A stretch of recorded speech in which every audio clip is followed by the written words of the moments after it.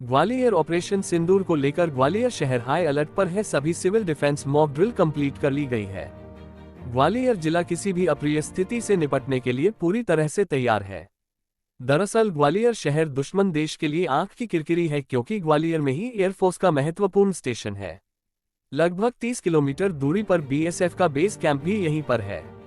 इसके अलावा डीआरडीओ का भी महत्वपूर्ण दफ्तर ग्वालियर में है, इसलिए दुश्मन देश की नज़र में ग्वालियर शहर है। ऐसे में पूरे ग्वालियर जिले में हाई अलर्ट है। पुलिस प्रशासन मुस्तैदी के साथ एक एक एक्टिविटी पर नजर रखे हुए हैं। ग्वालियर शहर का स्मार्ट सिटी के ऑफिस में इंटीग्रेटेड कंट्रोल कमांड सेंटर से ग्वालियर शहर की निगरानी रखी जा रही है। स्वास्थ्य विधाओं को भी दुरुस्त कर लिया गया है।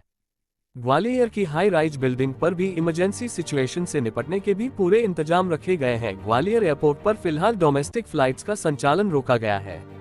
कुल मिलाकर ग्वालियर शहर में सुरक्षा के इंतजाम कर लिए गए हैं। सिविल डिफेंस सिस्टम पूरी तरह से एक्टिवेट है। ग्वालियर शहर में एक साथ ब्लैकआउट किया जा सके, इसके लिए जगह जगह सायरन आदि का प्रबंध किया जा रहा है। अरविंद सक्सेना, आईजी ग्वालियर ने न्यूज घर तक चैनल को बताया।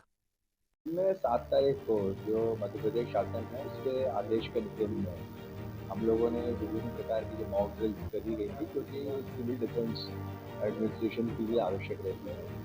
और बेसिकली पुलिस प्रशासन और जिला प्रशासन के सभी विभागों के बीच इस प्रकार का समन्वय बनाया है कि किसी भी आकस्मिक परिस्थिति, जैसे किसी हाई रेज बिल्डिंग पर यदि लोग इंटैक्ट हो जाते हैं या फिर फंस जाते हैं, इसके अतिरिक्त कोई इमारत के ध्वस्त होने से लोग नीचे दब जाते हैं, कहीं आगजनी की घटना में हाई राइज बिल्डिंग में या किसी बंद स्थान में लोग प्रतिबंधित हो जाते हैं, तो उनको किस प्रकार से रेस्क्यू करना, इसकी पूरी एक्सरसाइजेस की गई हैं। और हमारा बेसिकली उद्देश्य यही रहेगा कि अगर इस प्रकार की कोई स्थिति आती है तो नागरिकों को तुरंत ऐसी स्थिति से हम रेस्क्यू करा के उनको अच्छी मेडिकल फैसिलिटी युक्त जो हमारे चिन्हित मेडिकल संस्थान हैं वहाँ पे अच्छा इलाज हम दिला के उनको जीवन को सुरक्षित रख सकते हैं। और इसके अतिरिक्त लगातार जो थाने स्तर पे, सब डिवीज़न स्तर पे और ऑफिसर्स के स्तर पे जितने वाइटल इंस्टॉलेशन है उसके समस्त सराउंडिंग्स में पेट्रोलिंग की जा रही है। जैसा कि आपको यहाँ विदित है कि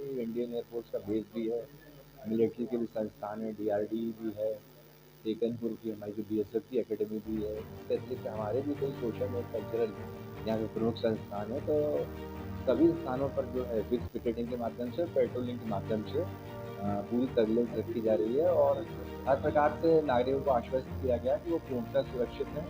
और किसी भी आकस्मिकता की स्थिति में जिला प्रशासन और पुलिस प्रशासन उनकी सहायता के लिए तत्पर खड़ा हुआ है और वो बिल्कुल स्वच्छंद और फ्री होकर अपना मूवमेंट बनाए रखें। हाँ, इसमें बहुत स्पष्ट ये किया गया है कि जो ऑपरेशन सिंदूर चल रहा है, तो इसमें जो तथ्यात्मक जानकारी देने के लिए राष्ट्रीय स्तर पे जो एजेंसियाँ हैं वो नियत हैं।